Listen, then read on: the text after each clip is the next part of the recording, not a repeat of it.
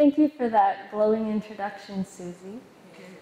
So, I am Pooja, and I'm here to share with you rites of passage, which Susie gave you a little taster about.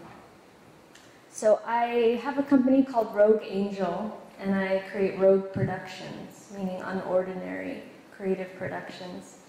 And Rites of Passage began as a wild vision I had of basically a living museum of women's lives, and that one would travel from room to room in a house, passing through all the archetypal stages of a woman's life from girlhood through elderhood, right? And that I wanted to make tangible the intangibilities of the transitions of our lives and the sacred initiations that are not often acknowledged as such. And things we don't talk about, the heartbreaks and the stretch marks, the stories, the wounds, the coming into ultimately a greater sense of purpose and love, as Jan and everyone else here at the conference has been urging us on into. So in a year and a half, that vision evolved into just this phenomenal community project, which involved, as Susie said, 12 artists, including Susie and Karen, but really about 65 people start to finish, mostly local women aged 3 to 89. So I want to share with you that process, what I learned through it, and just show you as much as I can about the project, because it was so beautiful and dear to all of us. And it was a huge rite of passage for me, birthing this ginormous creation, and also a rite of passage, I think, for many of the women, if not all the women involved in the project, in whatever life stage they were in at that time. And it's a big process of trust, moving through the challenges and going to these women that I did know or didn't know, like Susie, and saying, would you be part of this wild, crazy vision I have? And most of the time they say, yeah. Even though when I first asked them, they had no idea what they were getting into and how much time and energy and love and creativity they'd be pouring into this thing. So I'm going to begin to show you some images, and I'll kind of talk through them as well. If they're going too fast and you really want me to stop one of them, you should say, stop.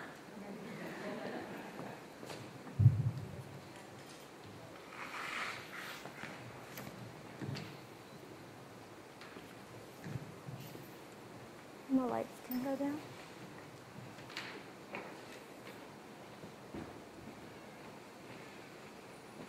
So Rites of Passage did happen in this extraordinary house, which was the Women's Club of the Berkshires for about 30 years. It was this historic mansion, basically, that was becoming an art center.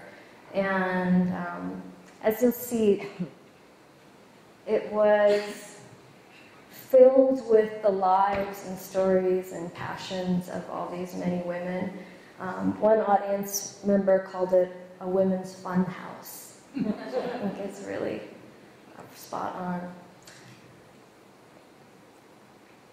And I just want to say this image, too, of this platter kind of expresses the heart of Rites of Passage, I would say. The fertility and love and our fragility, our strength, our tryst with death.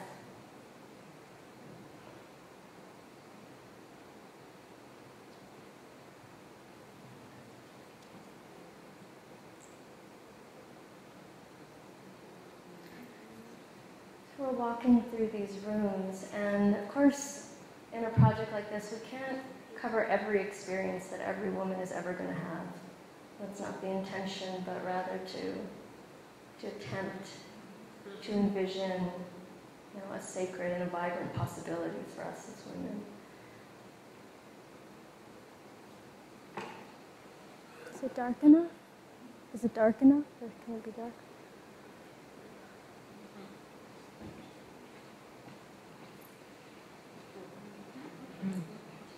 So you'd walk through and every room would be so different, just these different worlds unto themselves.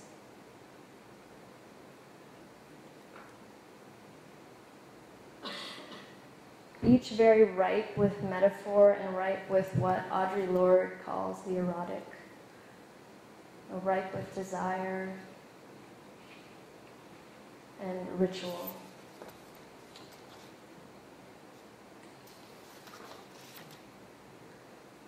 And all these women brought pieces of their lives, broken things, love letters that we've been collecting since we were 10,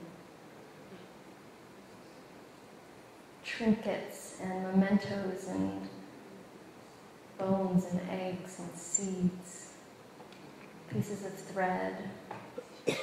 This is the room Susie and Karen curated, which is called Woman as Domestic Goddess.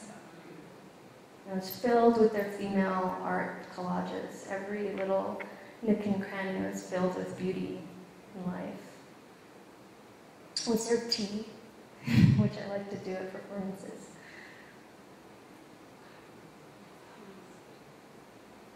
I think that's Karen's collage, right? Yeah, I love that collage.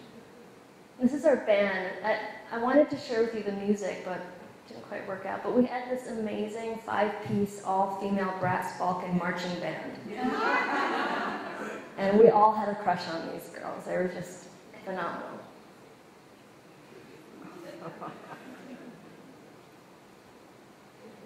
Cycles.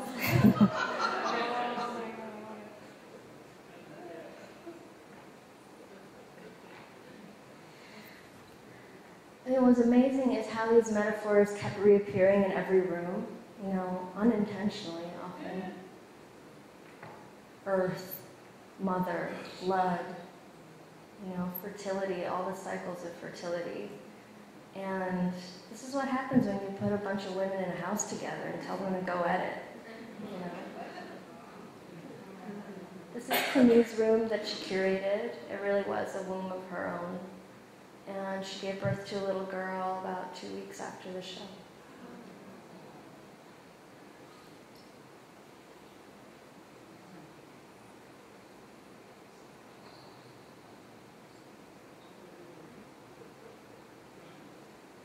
Karen and I curated this. It's called the Collections Closet, or as Karen lovingly says, woman as archivist. And I actually, we all again contributed these millions of beautiful things. Motherhood. And in many of the rooms we had altars, collective altars that we contributed to. And exploring again like the joys and also the trials of motherhood. Confessions of Motherhood was something Susie curated. First thought after birthing, but I wanted a girl. That's only one of them, but there's so many. This was a phenomenal room called Hysteria.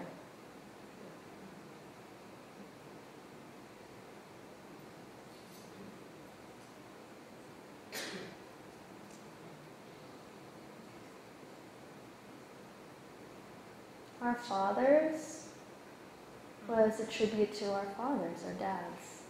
And I had asked the different people in the collective to, I'm just going to pause it there, to write down what you wish your father had said to you. So our dads would sit there and they would read aloud these wishes to the audience as they passed by, and it was really touching.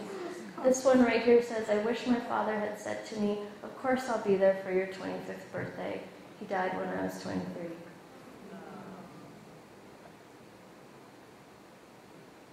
Menopause, this one was a really racy one. Cynthia Atwood curated this. And there were a lot of snakes in the room.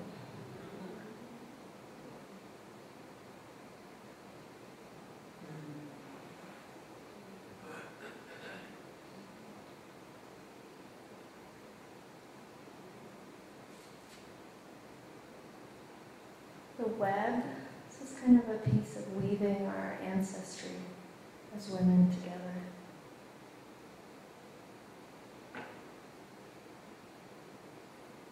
Animus, this is a pretty cool room about a dream that Cindy Parrish had where she was a wolf and a hunter at once. A female wolf and a male hunter. No longer Another secret was several areas that were dedicated to revealing that which we hide about the dark shadows of life, abuse, violence.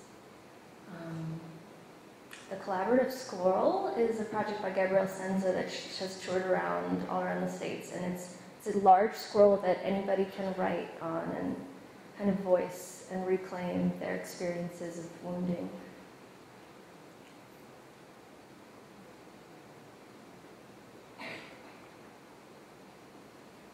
Life, Death, Life, that just about sums it up. This is the body room.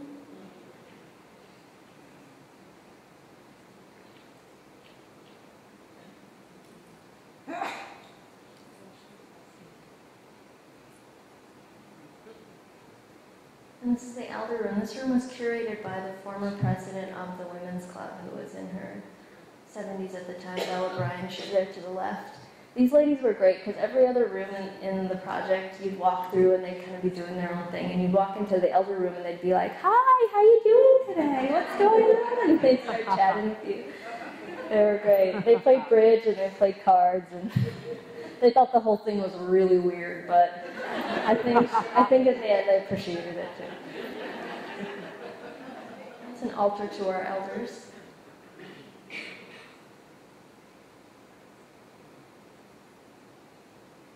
After all is said and done, or the death room. So I wanted there to be a space where all the other rooms are so filled to bursting, and I wanted to see how, in the end, there's nothing we take with us. The birth canal. This was awesome. Everybody went down the birth canal in the end.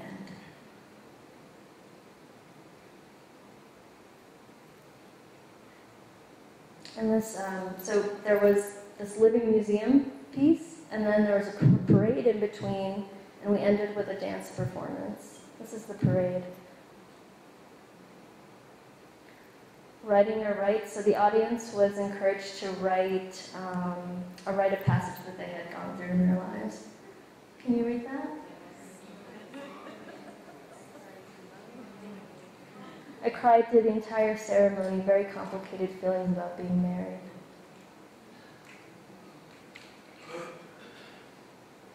Breaking the chains of generational addiction to drugs, alcohol, and isolation. Childhood sexual assault, age 5 to 15. And this is one of my favorites. I mean, there's hundreds of these. I never truly acknowledged the fact that I was female until about the second room, that's adolescence. And I realized that maybe it's not so bad as I thought.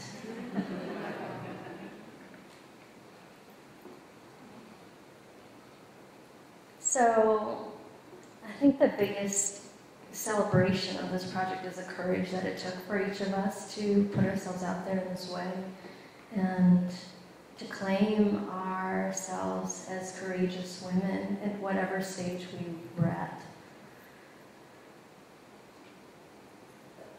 The second gift was intimacy, the intimacy that it created among everybody in the project. Whether they were 3 or in their 80s. And the gift of community, the gift of being able to see your whole life laid out like that in the house, and to be in the company of women, celebrating and acknowledging that.